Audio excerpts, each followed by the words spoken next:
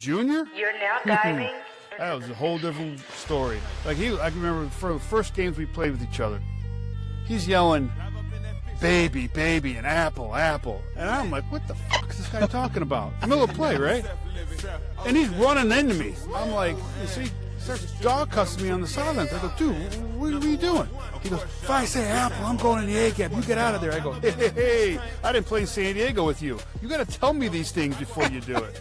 And he looked at me and he goes, "Let's get the fuck out of there then." I go, "Okay, no problem." Welcome back to the Fish Tank, presented by Van Horn Law Group and Casabella Design Group. Seth Levit, and the toughest podcaster Dan Marino ever played with. He is OJ McDuffie. Juice. Wrong side of the ball, but these are the kind of dudes that you like to hang out with when you played for street cred. Yeah, dudes, man. These are the dudes that you always want to hang out with, bro. You always want to try to go out with some of these dudes right here, man, just in case I start talking shit, because I like to talk shit. And I got to hide behind some big, tough motherfuckers, man. And this is one of them for sure, man. I'm pumped. We got Big Ten in the house, Big Seth. We got all kinds of stuff. So it's going to be a lot of fun with this one right here. So you talk about big, tough motherfuckers. What a great way to introduce Jeff Zgonina. So first and foremost, Jeff, before we get into all the fun stuff, thanks for diving in, man, to the Fish Tank. I didn't think that this would ever happen, and here we are. Oh, I'm happy to be on the show with you guys, man. I'm happy you finally invited me. You always talked about it and never returned the messages. I was like, yeah, let's get on. And then year two goes by, then you hit me up again. Get him, Jeff. Get him, Jeff. Like, wait, no, Juice. No, wait. I got one for you, Juice. You said Big Ten in the house. Dude, you didn't play a game in the Big Ten. Remember, you were at the convention with me, and we sat there when you were coming in, but you were a year or two away, if I remember correctly. Oh, man, a year away, man.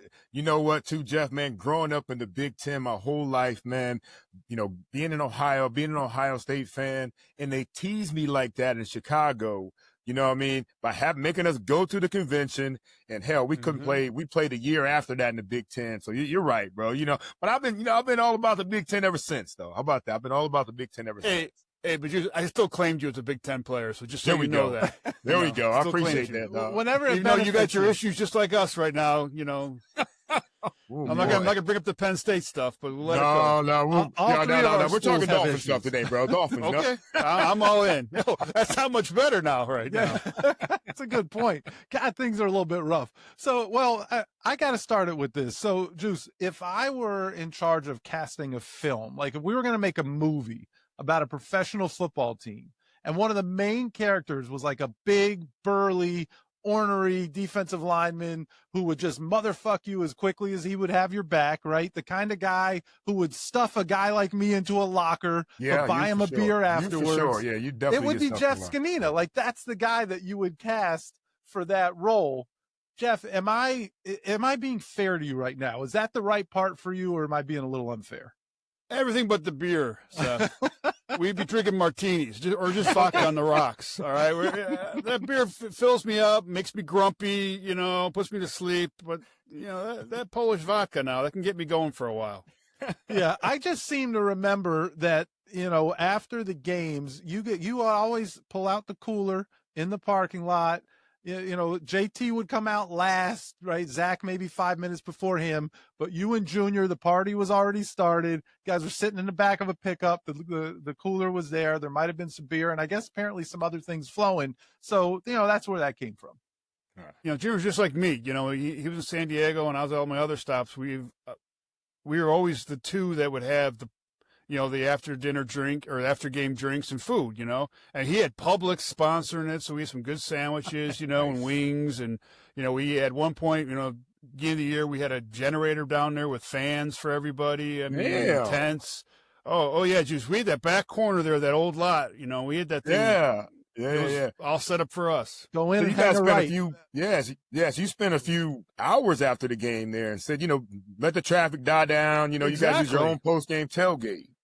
Yeah, I kind of started doing that in St. Louis because we just, you know, didn't feel like leaving right away, and, you know, you want to fight traffic. So we would always have a little get together, you know, and then when I got to Miami, Junior said he did it. I'm like, oh, I'm all in. So we parked next to each other and we had a little shindig going. Yeah, and you know, Big Seth, that's, you know, wind down after a game, bro. There's nothing like it, man. You've been so uptight, you know, from the last game you played all week long, pregame, the game, and then right after the game, boy, you talk about the time to exhale, man. That is ideal right there with some food and a couple brews. That's ideal right there. Well, he definitely led the charge with that. But I love how everything but the beer, the ornery part, check. Stuffing Seth in the locker, check. All of that part, like you had no issues with any of that. Well, I guess why I didn't do any media back then, because I was mean to you. Like everyone's like, "You're doing media now?" I go, "Well, yeah, kind of." They're like, "Huh? You wouldn't do it when you were playing?" I go, "Nobody would ask me a question." Oh, well, they were scared. They were that's that scared, position, though, too, Big Seth. You know what I mean? Where, they go about their work and, it's quiet work. You hear about the other guys that he's helping out and things like that, to make sure he's taking two, and guys like Zach and those guys can float and make tackles and stuff. So, yeah, it's honestly a position that, people don't respect enough until till we get them opportunity right now to show them that love and respect. Well, the respect they showed in the locker room was to keep it moving and stay out of that section of the locker room. That was a part of town you did not want to be hanging out in. That is for sure. I love it. And Seth, Jeff and I, as we talked about before we got on here, man, we're both the class of '93 guys, and I sure as hell remember how you dominated the Big Ten, like I talked about, because I watched you against them Nittany Lions quite a few times when I wasn't in the Big Ten, as you mentioned before. You're all Big Ten, your senior year, co-defensive player of the year in the conference. Honestly, I would have loved, to play with you, other than Japan, which we talked about a little bit before we got on the air, man. But unfortunately, I was already retired by the time you got down here to Miami. Talk about why, after a decade of NFL football, including, winning the Super Bowl in St. Louis, that you still chose to keep things rolling down here in Miami. Still the love of the game. It's hard to, like, even to this day, it's hard to give it up. Like, I'm in a bad mood every summer because I know I'm going to training camp. Even if I'm not coaching, but even like normal life, like, I'm not a good person the end of July and the beginning of August. Like, I keep checking myself, and my therapist, she's like, "Hey, it's getting to that time." I go, "Yeah." "Oh no, I know it is." At that time, I always tell people, if you're going to be hanging around me this time of year, don't take things personal, because it's just get my mind ready for, back when we were playing was 8-9 weeks of training camp. Right. This cakewalk they have now is, I'd still be playing if I had this set up, So, I just keep getting my mind ready, and I'm like getting angry, and it just never goes away. It never will. And that's why I kept playing. I mean, I ain't gonna lie. I tried to come back from my 18th year. I knew my body wasn't going to allow me, but mentally I'm like, because, end of March I start feeling good again. I'm like, maybe I'll do it. I'm like, no, then I just remember how those week 10 on, the 17th season was like, ooh. 17th season. But I'm going to tell you what, though, somebody would have called. I would have put the helmet back on. Sitting by the phone waiting. Hey, just give me through training camp. Give me through training camp. Give me a couple more of those game checks. Hell yeah, you're damn right. Well, that's what they do now. They don't even, right? Half of these guys don't go, they don't sign with anybody. They hold out for these crazy offers because they know they're not going to get them. They skip training camp. T-Buck was the first guy that I saw do that kind of late in his career, and skip all of training camp, and then somebody goes down, and who can we call? Well, Zgonina looks like he still has a little bit left, right? So, I mean, that's what these guys seem to do now. But Juice and I were talking about it on the phone earlier. He goes, I fucking realized he played 17 seasons. Like, that cannot be common at the defensive tackle position. There's only two of us. Ted Washington was the other one that played 17 years. Teddy. Yeah. So, Ted and I, we're tied at that. But, like you said, I didn't get the luxury of sitting out of training camp my last year. Like, they called me the week of training camp. Coach Kubiak did down in the Texans. He goes, "Hey, we want to bring you back." I'm like, okay. I was on the beach in Naples, Florida when he called me. I'm with the family, chilling, relaxing. I'm like, yeah. And I was working out, I was like, in the back of my head, I was a free agent, but I was like, I want to play. I was going through the summer workouts, and yada, yada, yada. So I went out there, and then he tells me, he goes, "Listen, you are a camp body. You ain't making this roster." And I'm like, all right, I'm 39 years old. I need game tape of some sort to show that I can still play, because no one's calling. I didn't get a phone call off season, for even a visit, So I'm like, all right. So, shoot, I went to training camp taking all 13 reps, and That fourth preseason game, I played the whole game from snap to finish up in Tampa. Even on kickoff return, getting blown up by some guy that's going to go be delivering pizzas at Domino's tomorrow morning because he ain't making a roster. And I'm getting lit up, thinking I'm getting cut the next day, which luckily, and fortunately, I never got that phone call to come in and turn my playbook in. And I made my 17th year. Oh my God, man, that's crazy, man. Yeah, so and you think about it when you came to Miami, that defensive line it was loaded up front, because we had some guys out there that were just pretty incredible. But I remember when you got there, and what a group of guys that you had to deal with, man, in particular the D line. So you walk into that room, we talked a little bit about Tim Bowens. You got Larry Chester, you got at D tackle, along with a young Dario Romero, and that's my dude. We had Dario on, man. He was so much fun on here, bro. I love Dario. Yeah, man, yeah. And JT, Wale, Debo, Rob Burnett on defensive ends. I mean, that meeting room had to be out of control. Can you give us a story about these guys, man, and that cast of characters that were in there, man? Because it seemed like, holy cow, the guys that we've had on this podcast, as well as, the guys that we haven't, but we know them. Tell us about that group and give us a couple of stories about what went on on that defense. Yeah, it was crazy. I mean, and I tell people that D-line room and all my years of playing was the greatest room ever. Between that era, the Wannstedt era, and even the Saban era. I'm going to jump back and forth here because even the Saban year, so we lost Timbo, we lost, Larry, and Wale and Debo and all that. But who we pick up? Kevin Carter, Vonnie Holiday, Keith Traylor, some more clowns, right? So I was fortunate, that room for 4 years was an unbelievable room to go to work every day to because it was so much fun.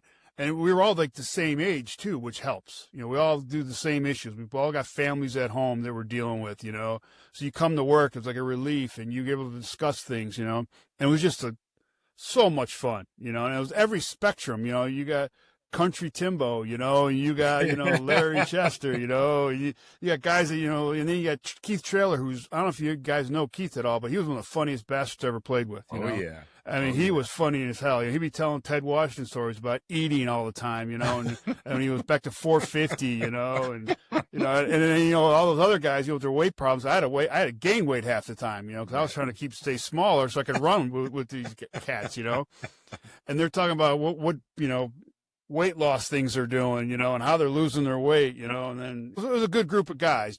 Then you throw in Junior, who's a wild card.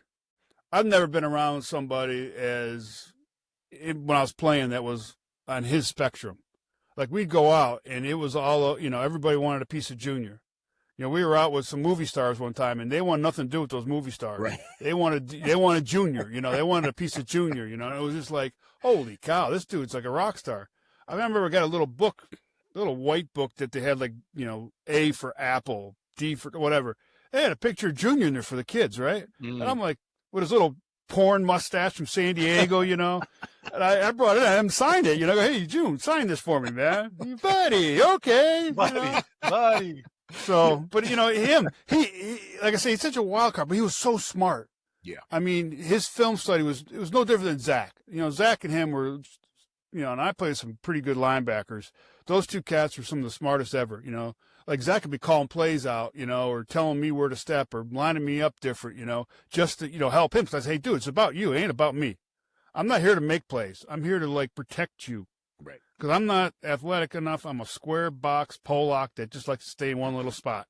Don't take blocks off me. Go make the plays, And he was good about that. Whereas Junior, that was a whole different story. I remember for the first games we played with each other, he's yelling, baby, baby, and apple, apple. And I'm like, what the fuck is this guy talking about? Middle of play, right? And he's running into me. I'm like, so he starts dog cussing me on the sidelines. I go, dude, what are you doing? He goes, if I say apple, I'm going in the A gap. You get out of there. I go, hey, I didn't play in San Diego with you. You got to tell me these things before you do it. And he looked at me. He goes, let's get the fuck out of there then. I go, okay, no problem. Hilarious. A different guy on game day, right? There's something that switch flips. Different. And then Zach's yelling at me, tell your buddy to quit do what the defense says, because Zach, everything had to be like in line, you know. He could live outside the box. He was like, I got my study in, I'm in the box. And, you know, June's all over the place. And Zach's yelling at me, hey, he's in your room, not in my room. He's not a D end or a tackle. He's a linebacker. You go talk to him. Buddy, I'm gone. Like, you know, like a little infighting, but it was fun. It was, you know. Was it Channing who told us that? Buddy, I'm gone. Junior. Buddy, I'm gone. Right? Was that him? Buddy, I'm going. Yeah. You know, what's so funny about Junior when you say that, Jeff, is that, you know, we did a joint practice in San Diego with the Chargers when he was out there, and me, him, and Marino went out. You know, he took us out somewhere like to get something to eat. You know, while we were there. His restaurant. For a few days. Say Al. Remember Say Al, the hat? Yeah. Yeah.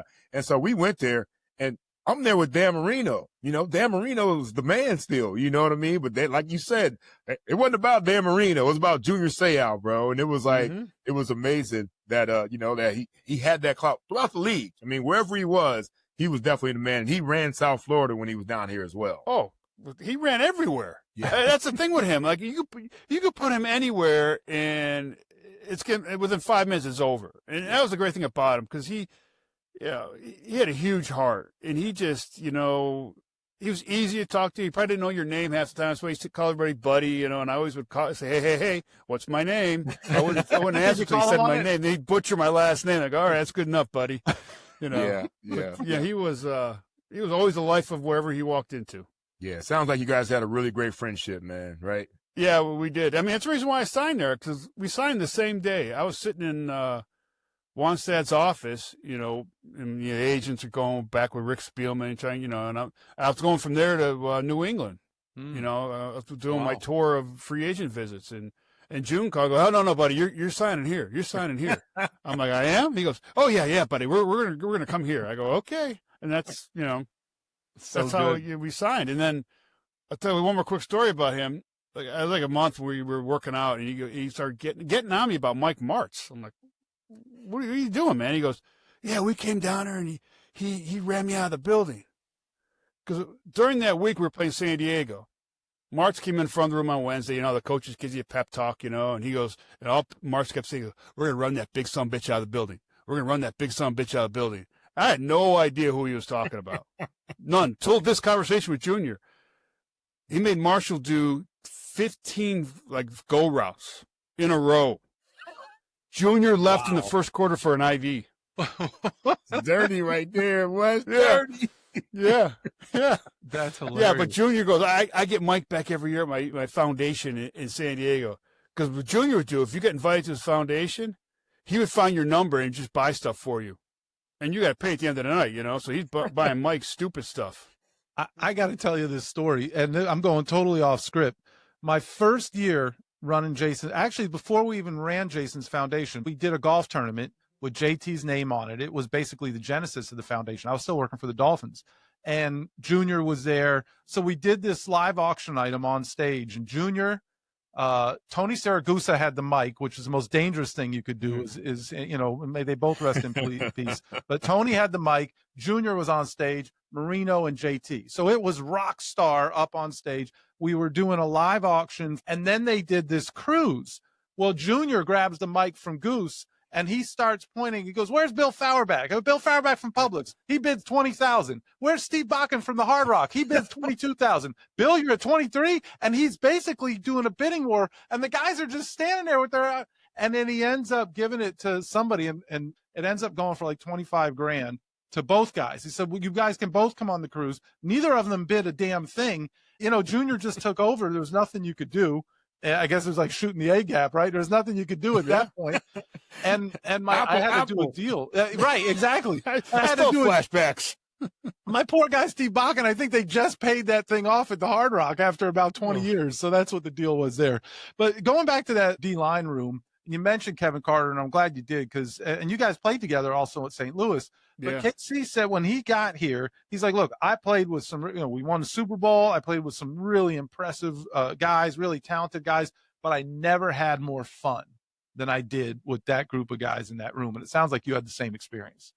Oh, yeah, it was, like I said, it was It was comedy every day, and our D-line coach was Dan Quinn. That's the crazy thing about it, And our head coach was Nick Saban. So we kind of our room was we kind of had to protect everybody else, because what's Nick going to say to us, at the end of the day, he was like, okay, we're all in our mid 30s, we're like, and we had Manny Wright was a rookie. We had, Matt Roth and, and Vickerson, right? Those are our three rookies. Right. I forgot about him. And John Denny, the long snapper, he was a D-end as a rookie, Yeah. So we had him in there, Mormon John, right? So it was just a free-for-all every day, especially Matt. At one point, Matt and Manny fought during practice, two D linemen during field goal block. What are we, we're all out there, field goal block, right? And those two are on the sidelines in a fist fight. You're like, what the? But that was our room, It was a bunch of degenerates, Oh, gosh. It was unbelievable. It was, I always tell people, it was the best room ever of all time, we had Clarence Brooks with Wannstedt as our D-line coach. And then, we got Dan, and it was just, Clarence and Dan were just there to like the school teteacher, trying to make, keep everybody in line, make sure we're on time. To make sure they don't steal anything or kill anybody, right? Just tell us where we got to be, Dan, or Clarence, we'll take care of the rest. Don't worry about that, Hey, Jeff, were they the permanent teacher or were they the substitute teacher? You guys treat them like the permanent teacher or the substitute teacher? No, they treat you've been in a lot of rooms, right, as a player. If you're treated right, you treat that guy right. Yeah. You bring something to the table, we're going to give you what we got, Now right. you try to screw us over or lie to us or try, trick us, which you have as a coach, and I've coached. Yeah. You got to trick dudes, Yeah. I'm lucky I have a little street credit. So when I go, when I trick you, I'll get like Micah, sometimes he doesn't want to practice, right? I'm like, all right, hey, just take this one here and I'll get you out in 1 or 2. I'll leave him in there for 10. He'll be staring at me from the field like, hey, man, like, oh, shoot, I forgot, and he goes, man, no, man, I'm done. I go, you're done. All right. You got to see a couple plays every once in a while, But I get guys like that. I did it with Montez Sweat a few times when I was in Washington with him, I'd hey, Ted, just give me this one. Come on, man, I'm sorry. Just give me this one, And then 5 plays later, he'll dawn at him, motherfucker, Like, oh, yeah, come on over, man. I'm sorry. Got to trick But you have to do that, with those two guys, those two coaches. They were completely different, but they got it. They got us to where we needed to be, and that's all that matters. You kept the group together, which is always good. That's great guys, two great men, and I can just picture the conversations with CB every time there was a sack that got credited to one guy. And then he went back and watched film, and it looked like it'd be, fuck this. Hey, fucking send it in. I don't want to deal with these. And then we'd have to call Wale into the room, and he'd get pissed at me, and because he thought I was cooking the books for JT. It was a circus. It was an absolute circus. Hey, I got to take my hat off to JT because he did me a solid. He had a strip sack. We're playing Jacksonville, and the ball popped up, and I caught it. And he could have easily turned that in, and he didn't. I got my only interception in my career. Wait a minute. I just saw that football the other day. That's why I said that, because I was just like, he could have easily, because I know how it goes. And I'm not going to win that battle. It would, even the league will give it to JT over me, But he didn't, he never turned it in. So he's like, I'm like, wait, 139.5 can go 140.5. We're almost at Strahan. Hold on. We need to go back and reevaluate. That book has been burnt. That book is burnt. Too late to turn it in. Well, look, you just mentioned Mike Martz. And I think it's important to bring him up because so you had Dick Vermeil for a year in St. Louis and then Mike Martz for 2 years. Okay. Well, actually 3 years. 3 years. With Vermeil. Well, and 3 training camps. Okay. I forgot you were there and then came back. I left and then came back. So yeah. But the point that I'm trying to make is Dick Vermeil, Mike Martz, and then Dave Wannstedt. Dave's a different cat. He's a little different than those other guys.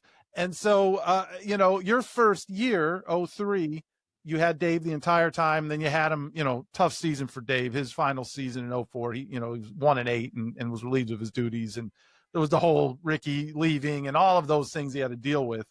But I want to know what your Dave Wannstedt experience was like, because the one thing every time it was Timbo I talked to, Kim Bocamper was here the other day, and everybody's like, I just remember that Wannstedt could not pronounce his name. Hey, Zgonina. Hey, he couldn't pronounce your name for shit. Well, he's not the only one. I mean, I was coaching in Washington with Ron Rivera. He could never, ever. Like, he'll be going, like, every year, be going through the coaches, for, like, the rookies, and then he'll stop. And I'll just say, hey, don't look at it, because if you look at it, you're done. Yeah, right? you're fucked. You know what I'm saying? Just listen to me, and then let it go, And he'd be like, I said, don't do it, be on the back of the room. And then he's done, right? Oh, it's so good. Well, yeah, Dave could never pronounce it. To this day, when I see him, I bump into him every once in a while. He's like, okay. That's no different. My first year coaching was in Houston, right? And Wade Phillips was our D coordinator, so I'm working under Wade. And he was sitting there one day, and he goes, man, you played 17 years. I don't know who you are. I'm like, okay, maybe I wasn't your kind of player, coach. I don't know what to tell you. Well, then, like 3 days later, my name tag went up, and he goes, "Oh, now I know who you are." Oh, hilarious! Because it's the way it's said, it's not the way it's spelled. So someone was telling him your name, and it didn't register with him, but then he saw that Z, and he could just started having the nightmares. I love it. I love it. I don't know about nightmares. They just know we can single block him. Don't worry about that. Please. Give yourself a little credit. You're not getting single block, man. Stay in the league that long, bro. I'm sorry, bro. Doesn't work out that way, man. But... Well, against the run, yeah, but I'm saying pass protection. Oh, I got you. Hey, Juice, when you only have 26 and a half sacks in your career for 17 years, and some of these cats are damn near getting it in 1 year, it's not very good. Yeah, well, you know what? It wasn't your job, Jeff. It wasn't your job. No, I know. Know yourself, you go a long way. I knew myself. Right. First, second down, I'm good. Third down, right. I don't even look. I just go right to the sidelines. I don't even look for the coach telling me to stay in. I said, you don't want to get fired, buddy. You taking me out. Right. And speaking of Wannstedt, man, 2003 was kind of, the last big shot Dave had to, to do something special. I mean, the year before you got there, he had the leading rusher in Ricky Williams. He had, 1,800 yards, scored 17 touchdowns. JT led the league with 18 and a half sacks. We had like 8 Pro Bowl players, but we ended up 0-7. And then your year, we did go 10-6 on the season. We did, we should have made the playoffs, even though we did not make the playoffs. Now, you had just played with the greatest show on turf, went on two Super Bowls, went in the ring in 99. Why couldn't that Dolphins team get over the hump? Honestly, quarterback. Yeah, look, again, I'm just talking about you can compare it to St. Louis. Now, we had 2 good quarterbacks there. We had Trent Green before he got hurt. He was balling, right? I mean, we were going through that preseason. He was rolling. I mean, it was you could see something special. Because, again, it helped that when we had it in Miami, we had one of them dudes in the backfield, right? Now, we had a dude that was a little better than Ricky because he could catch the ball better. He did some more things in the pass game. Marshall, I'm talking about, could do some stuff, and we had more wide receivers, So offensively, I think we were a little bit better in St. Louis. Whereas Miami, that defense was way better than what we had in St. Louis, we had some pieces, we had London Fletcher in the middle. He was a young player during our runs, but he ended up being a solid player, after that, and we had some secondary people, Dre Bly, catching everything, we had Todd Light during the one run. He was, decent, and our safeties were good, but not outstanding, compared to what we had in Miami, corners and safeties in Miami were legit, and our linebackers were, come on now, really, and again, you got a guy that can get the guy that's throwing the ball. That's the most important thing. That's not, we had Leonard Little. He was coming on. He wasn't the Leonard Little that he was later in his career, but he was coming on, I mean, he was a converted linebacker. I mean, a true linebacker, right. And then I remember saying to him, hey, put your hand in dirt, you become a millionaire. No, I won't. I go, oh, yes, you will. And then he was like staring at, I'm going to get cut. I better put my hand in dirt and try this out. And then he's like, oh, okay, now you're a multimillionaire, because you got the guy throwing the ball. Right. Yep. So, but it all comes back down to that quarterback. You see it year in and year out. Why is Kansas City so good? Quarterback. Why is Buffalo so good? Because they're struggling a little bit, but that quarterback saves them, So that's what it is. When you have one, you got to keep on to that one. The teams are trying their hardest to find that one. Look at Cleveland. They're on 42 quarterbacks. Yeah. So it's like until you find one, that gets you over the hump.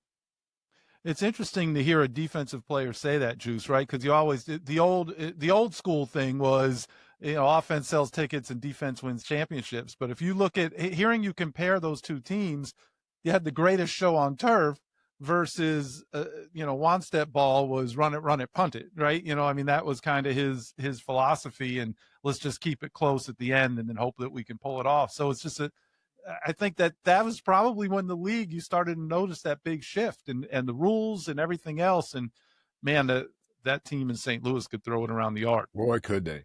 And then what, and Big Seth and Jeff, I'm sure you think this too, when you got an offense like that, it makes your defense that much better. Yeah.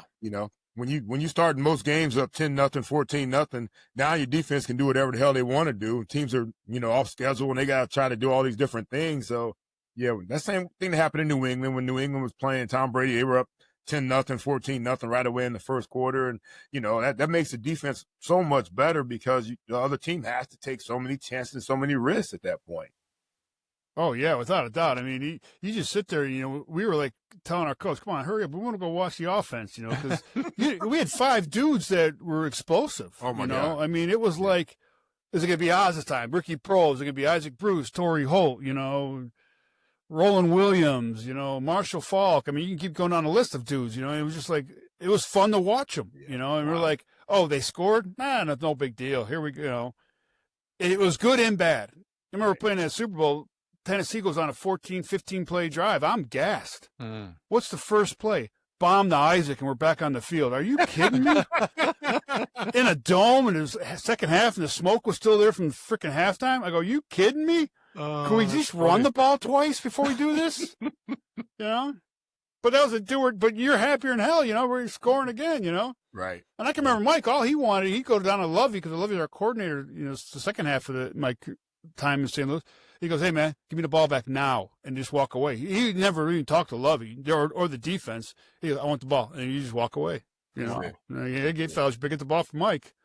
That's hilarious. That must be Juice. You're telling a wide receiver these stories, man. He's like foaming at the mouth. You love that. Oh, man. The only thing, though, you better know your stuff. Because we had some talented cats come through there that could not pick it up, and Mike, you're gone. I mean, he didn't care what he paid you in free agency. He got rid of you right away. Oh, yeah. If you didn't learn his stuff. And that's why Ricky Prohl was so valuable. Yeah. Because that dude knew every spot. And some of those cats be like, even, they were saying, like some of the older vets guys, like, oh, and then Ricky be like, blah, blah, blah. Okay, here we go. That would have been you, Juice. That would have been your role. I learned all 5. I learned the running back position as well. I learned all that stuff, man, just so I could be on the field and get an opportunity every single Sunday, Monday, Thursday, whatever the hell it might have been. So yeah, good. no, I was the same way in the D line. I knew the DN stuff, even though you want a 6006 freaking square box out there playing Crash 9. But if I had to do it, I did it. And the only reason why I would do it, like half the time I play DN, I'm like, oh, I got JT next to me.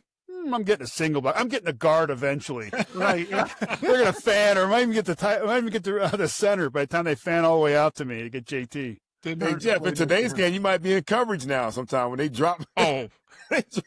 Juice. We're playing Monday night. I was playing for Atlanta, right? And I got my first sack that game against Steve Young. So, Monday night was like, even though I ran him out of bounds for a no game, but still a sack. And then I had a drop, and who's coming across the middle? Rice. I'm like, are you kidding me? And Steve throws it to him. And he broke down and shook me, and I just dead fished, and I tripped him. And I was like, thank God. You'd rather go down than play the chase game, right? Instead of chase game. I'm just glad he went down, So you have to see him scoring a touchdown, and then who's the first one he took out of his socks, That is great. I love that he expected you to do something different. It's like at poker when they say the really sophisticated poker players, when you're playing somebody that you don't know, you're doing all your different moves and your bluffs. It's lost on just maniacs who are just going to hit on everything that they're going to take every bet. Oh, without a doubt. So that's kind of what Rice did. He tried to put all the sophisticated moves said, Yeah, he thought he was going to get somebody who could actually move. Right. Yeah, all that shaking is wasted on me. What if going bankrupt was the best thing that happened to you? Whether it's your wages being garnished, car repossessed, house foreclosed, or you're suffocating with debt, a good bankruptcy attorney can give you peace of mind that you need and deserve. My name is Chad Van Horn from Van Horn Law Group, and I've personally seen people thrive after filing for bankruptcy. The shame of bankruptcy is just a ploy to keep you in debt forever. There is no shame to work with Van Horn Law Group to get rid of your debt for good. If you're ready to get your life back, call us today. Se habla español. So 03, unfortunately, as we said, it didn't work out. Dave he was on the show and he talked about how, as a coach, you have a window and his window closed. That he kind of knew it when it didn't work out, and taking responsibility is a whole different conversation. But that was a deal. 04, absolute disaster. Ricky retires right before the season. The wheels just come off. Dave is out. And then in 05, here comes Nick Saban. Won his national title at LSU. Now, you kind of alluded to this earlier with your room and veteran guys. And, here you are and you're 13 or 14 at this point. And there's been some different Saban perspectives on the show. Most people respected the fact that they learned a lot about football when he was the coach. But one of the other things that came out was that he really didn't know how to treat grown-ass men as grown-ass men at that point. And that might have been where he ran into, aside from choosing a quarterback, that might have been where he ran into some issues with some guys, is that he talked to guys like they were still 19-year-old college kids. As a guy who was, so I guess you were in your 13th NFL season, the first year Saban got here. Mm-hmm. Did you ever have that experience with Nick Saban? Yes. I mean, you could feel it, you could see it, and just talking to him, it was like, I remember I said one time, hey, dude, we're all millionaires. You can't intimidate, because he tried, sometimes he would try to like intimidate you, which I get, you're a coach and you got to, but we're millionaires, especially in our room, that's because Right. we were all, in our mid 30s. We made a lot of money, and it was like, okay, I get it. But again, Nick, he's a hell of a football coach. I mean, and just in some conversations, he was like one of the guys, I remember, JT took us out to dinner on his yacht one time, right? We went by Saban's house. We were yelling for him. He wouldn't come out. So the next day we were giving him shit, and he goes, oh, well, he didn't want to say why, but couldn't come out, but he was like cool about it, So there were times he was and there were times he wasn't. It just, you wish it would have worked out. Again, the thing that got him kind of probably was the quarterback issue, know? Yep. We talked about it earlier. We didn't really have one. We went with Pep, and it didn't work out. He got hurt, and that was that. Yeah. So could have had Drew Brees. Yeah. But I'm just talking talking, about and I get it why they didn't. Because he medically didn't clear. We've talked all about it. So it is what it is. But like I said, I respect Nick. I'm glad I played for him. I had a great experience with him. And he's one hell of a football coach, especially in college, because that's, some guys are made for it. Some guys aren't. I mean, same with basketball. You see some of these college guys make that jump to the NBA, and they just can't do it. Can't do it. Yep. But he is, I kind of hope he comes back. Yeah. Coaching. Well, I think it was good for the game. Penn State. Ooh, I don't know about Penn State.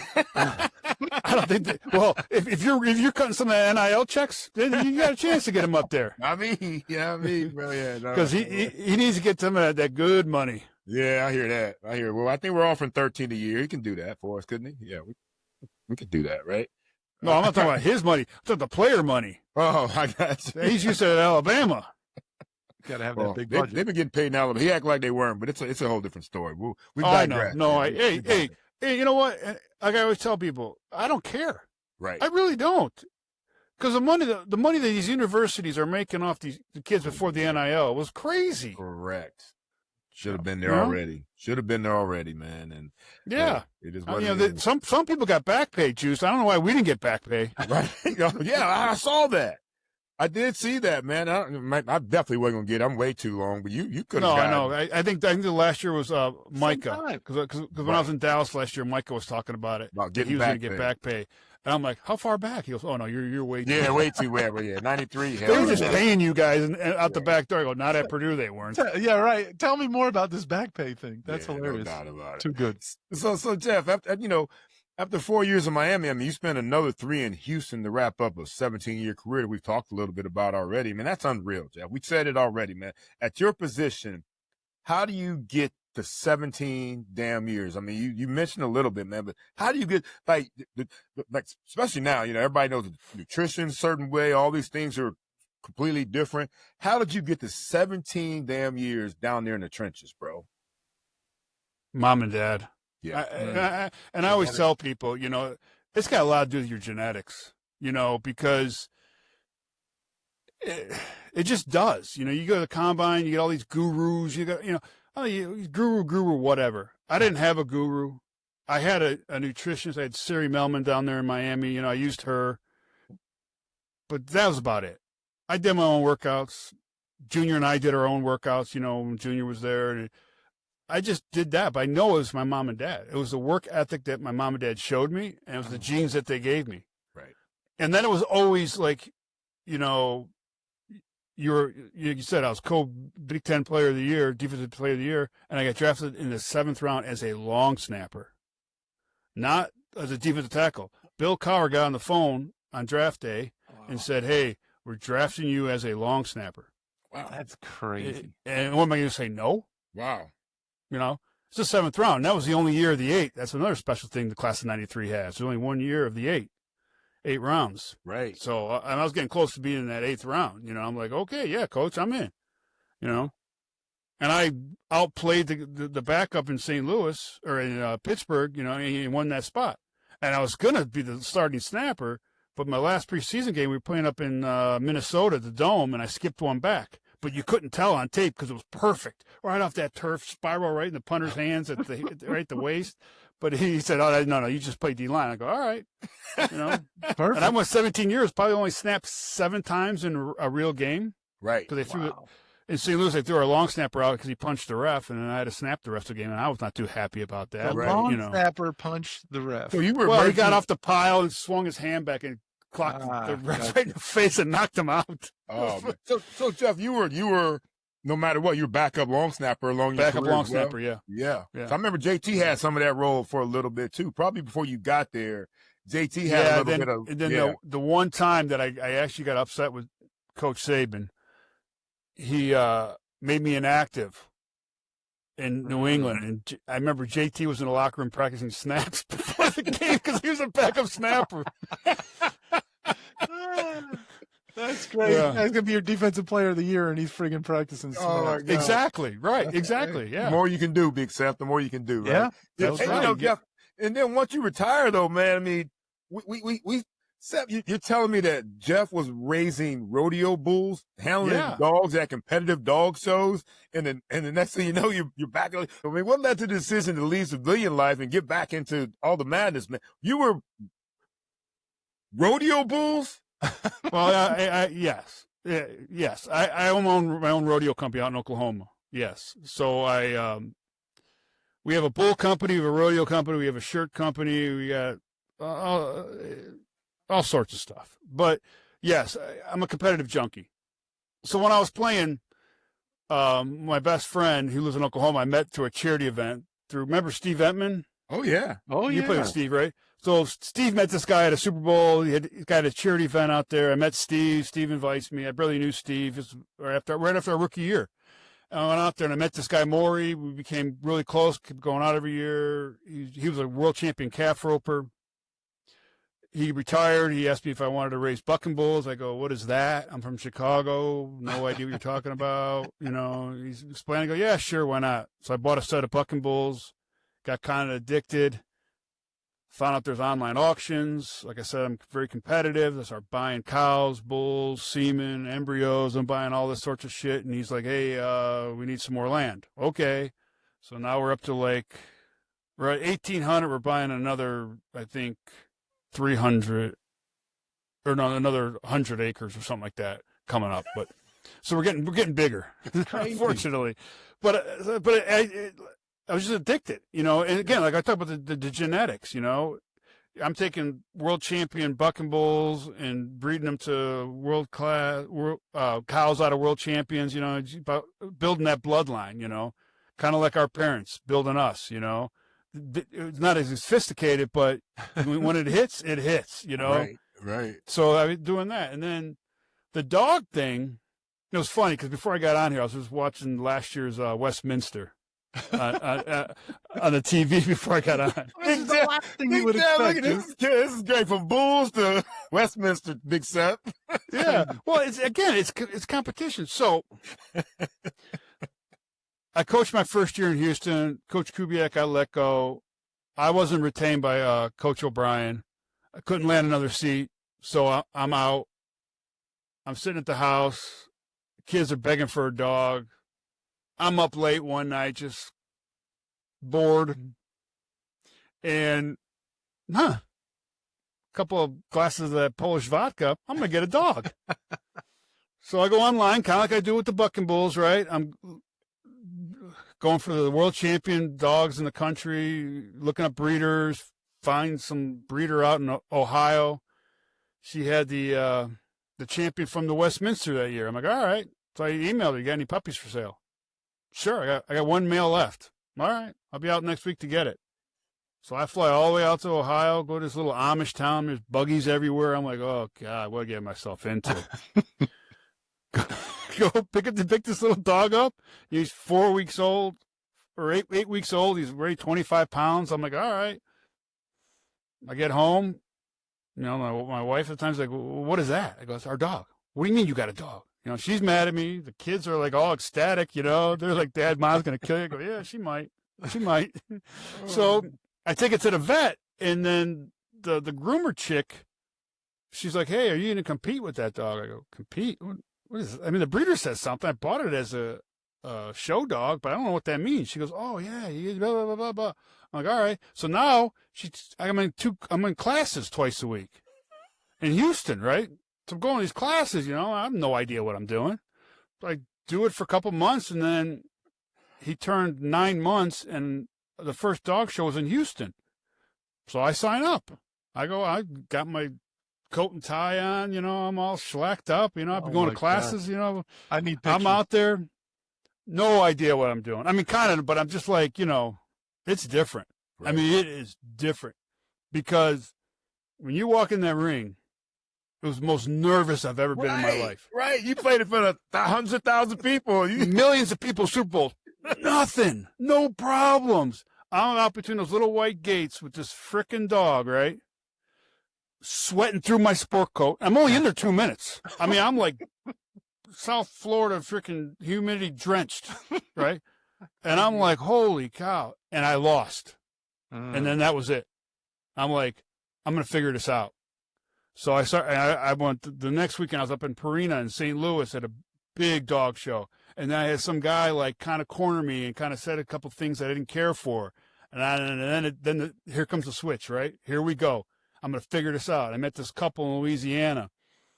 They were because I was a Neapolitan Mastiff. That's what I was showing, right? So they were in that breed, and they kind of took me on their wing a little bit. And then I met this lady, Jill Bell. She was a professional handler. She shows all breeds. I started helping her a little bit on the side, like help her showing dogs, and she was teaching me. And she's like one of the best in the world at the time. And then I met this old lady, Brenda, who scared the living shit out of me. Like, she reminded me of an old nun from Catholic school. Like, it took her a year and a half to even, like, say hi to me. And I was, like, kind of, like, just, like. Sounds like you're kind of like around trying to help her. And she'd be looking at me over her glasses. You know, I'm like, oh, God. But then she, like, gave me pointers. So I came pretty good at it, you know. I was, like, addicted to it, you know.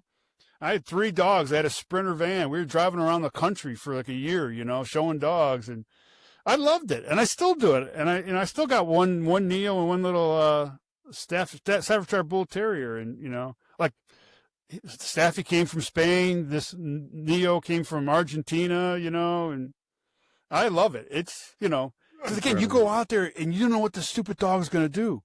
Like the NFL came out and did a special on me, right? Like Under the Helmet, or whatever it was, and I was showing someone else's Neo, and it was a female, and she shit all over the ring.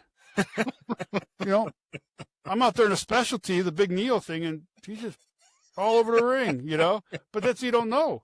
Right. This dog can eat me, and I can't do nothing about it, you know. Like we have, like my dog now, named Hank. We have coming to Jesus talks every once in a while. I had a big bite on my arm the other day because I was giving him a shower and he didn't care for it.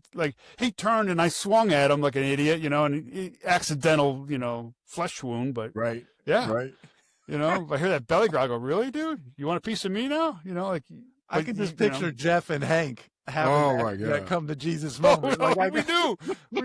But here's the thing, though, guys. It helped me in my coaching. Because you guys both knew me back in the day, how of a hothead and zero patience. Yeah. But to be able to talk to an animal who can't talk back to you, but you got to read his body language.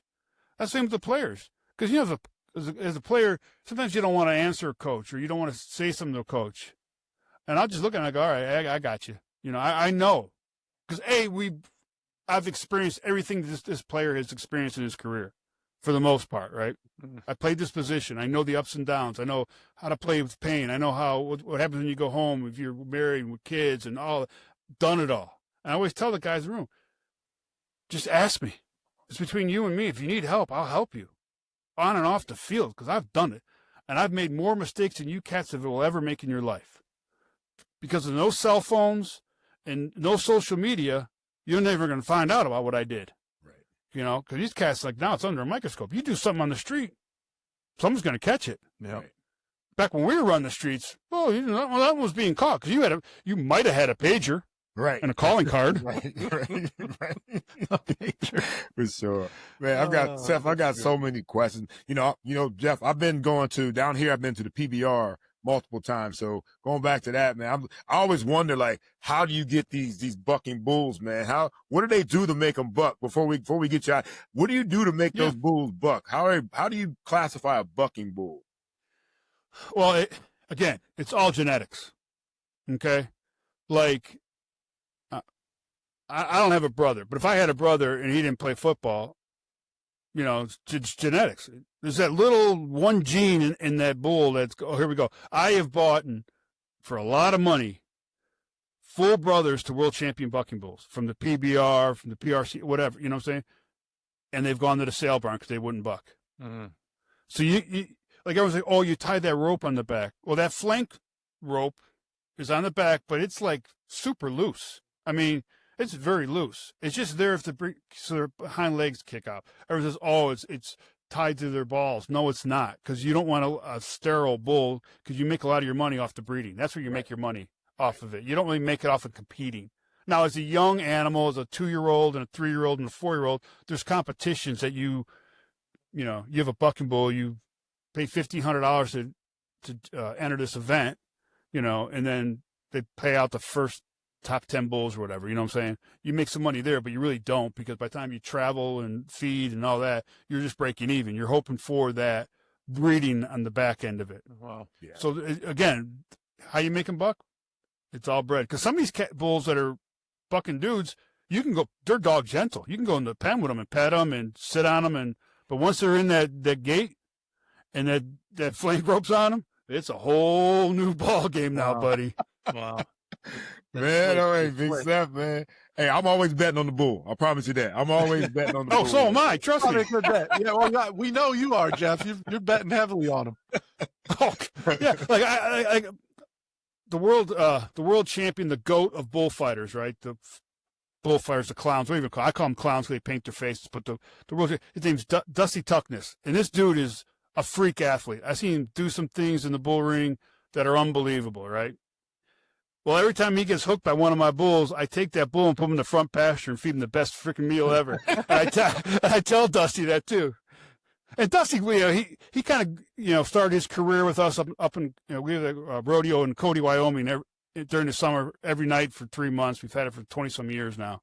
And so, I always tell him, I go, hey dude, he's in the front pasture. He started laughing. Oh, come on, friend, you can't do that. I go, yeah, I can. Oh my God, it's too good, man. All right, Jeff, we're gonna let you get out there real soon, man. But we wrap up every episode with 2 fun segments.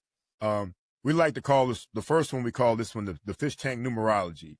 Okay, so you wore number 40 at Purdue, then 90 for the majority of your NFL career, including your time with the Dolphins, before donning the 92 jersey with Houston for the final 3 seasons of your career. What's the story behind your numbers? 40? As a linebacker when I went to Purdue. So I played everything in high school like we all did, right? Right. So I show up there, and Bill Bennett was our defensive coordinator. He recruited Chicago. That's what but so did Bill Kolar at Illinois. I was going to go to Illinois. Some things happened. Mike White had to resign. So Bill got a job at Purdue. I went there. Phil's like, yeah, you're playing linebacker. I was like 260 in high school. Holy so shit. I got all the way down to the 220s, to play linebacker. Right. And then a couple guys got hurt. They moved me to D-line. Just kept the 40 number. That's how that started. And then when I went to Pittsburgh, got drafted, that's the number they gave me. Right. And I just kind of like circled it, where every team I went to, it was open. I'm like, all right. When I went to Atlanta, I was 74. When I first got to Miami, I was 92 because of Rob. Rob was 90. Oh, that's right. As soon as he left, I before it even got cold, I took it. Well, Rob, he goes, you want to buy it? I go, buy it? No. And then when I went to Houston, Mario Williams had it. And Mario's like, you want to buy my jersey? I go, no. Just give it a little time. It's going to be available in a little bit of time. I'm okay. Yeah, exactly. Right. Yeah, right. I'll wait you out, Rob. Rob, he's a hustler, man. Rob. Without a doubt. Hey, you want that number? You want that number?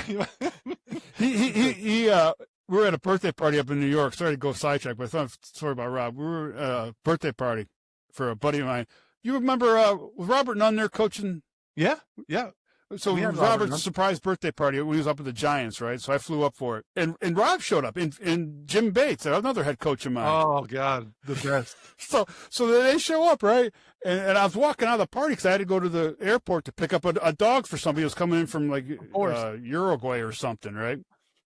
So I'm like, I'm going to grab this dog. And Rob said, just take my car. He had a car. I'm like, all right. And we're way up in northern Jersey, right? And I'm going to JFK at rush hour on a Friday night. I'm gone like 4 hours, right? I show up, and the dog had shit the crate coming over on the airplane, so it's stinking. I felt bad for her, little puppy. Mm-hmm. And Rob's like, you can pay for my car? I'll pay for your car? You loaned it to me, The driver's like, oh, hey, Rob, you don't want to get in the car. I'm like, oh, don't worry, Rob. I left, But you're trying to get me pay for his limo car. I would love to hear that conversation. Oh, yeah. Oh, too funny. Too good. Too good. Well, all right. Our final segment here, and we'll get you out of here. Our final segment is our fish tank 2-minute drill. We're putting 2 minutes on the clock. You let us know if you need timeouts, Coach. If you need any timeouts, let us know. But we're going to throw a few fast-paced, fun questions, or at least they're fun for us. And we'll see if you can end this with a walk-off sack. It's kind of like playing on third down. We're going to get you off the sidelines. We'll get you out here in the 2-minute drill. Right. All right. You ready? Mm-hmm. All right. Here we go, Jeff. You think so? All right.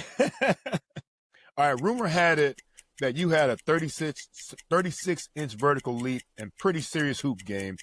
Give us the scouting report on Zgonina, the hooper, and if you had to pick 4 of your former Dolphin teammates to go run pickup courts, who would you take? Who would I take? I take JT, of course. I would take That's a good question. I can't think of that. He might be good. If it's you two guys there, you can just pick up the rest. Oh, yeah. Wale, because he went to Indiana. Okay. I hate Indiana because he's our biggest rival, but he's got some basketball in him, right? Yeah. Vonnie Holiday, he's smooth like that, and I'm thinking all D linemen. We're just going to be rebounding dudes. And then point guard, Chris Chambers. Yes, sir. That's a good choice. Right? Played it with yeah. And then, so that's 5, right? There's your 5. Yeah. Yep. Was Dixon there then, Seth? No, he just missed already? Dixon because that would have been a good battle if Jeff was jumping like that. Them big boys that just walk in the gym and people are like, all right, we're good. We're not going. Yeah, that's a big squad. So, yeah, Chris was nice. Juice had a. What about your game, though, Jeff? I know timeout. Right. Oh, yeah. No, it was nice. So, like, when I was in Pittsburgh, we had a charity basketball team, and I was on it. As a rookie, they I could dunk. I could do all that. Yeah. Nice. Basketball was my first love. Like, I didn't play football until I got to high school. Right. So I was just a basketball player. I played a little bit of baseball. It was too boring, Right. And I played hockey. But yeah, football was like when I got to high school. But I played basketball through high school. I think says Jeff probably played hockey without a stick, man. He just wanted to go hit people. Right. You know what I mean? I'm just going to skate and just knock people out. What do man. I need that for? I'm not trying to score. I'm just trying to hit somebody. You know what I mean? Yeah. Well, yeah. Yeah, keep me up. I could see it. All right, we're going to start the clock back up. Next question. There have been occasional comparisons made to you and the Disney hero Buzz Lightyear. I want to know who came up with the nickname and how much do you hate it? Well, it's either Buzz Lightyear or the Mr. Incredible. Those are the two. So, but again, my legs are bigger than Mr. Incredible. Those are some peg legs. That's right. My shit's a little bigger than that now. Right. I mean, right. His calves, have you seen his Yeah. calves, haven't you? Yeah. So that's always been there. I mean, I couldn't tell you. I mean, there's that. I got to Houston. Some blog chick had some doll and me on there. I don't even know what character it was, and it still haunts me to this day.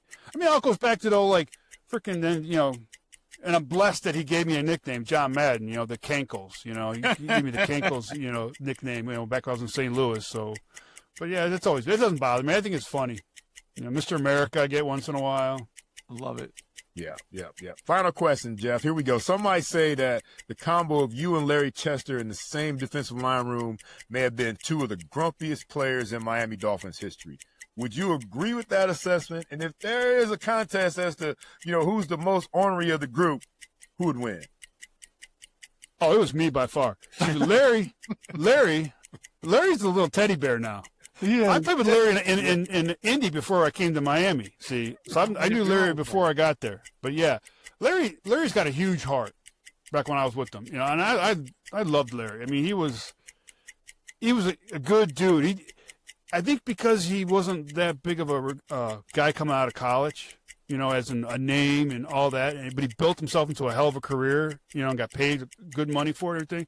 I think he had to put this persona on, like I'm this rough and tough guy, but he was a good dude, man. I mean, salt of the earth, just a good dude. Oh, I love it. Yeah, and you're saying you are... I'm a great dude. That is the 2-minute drill.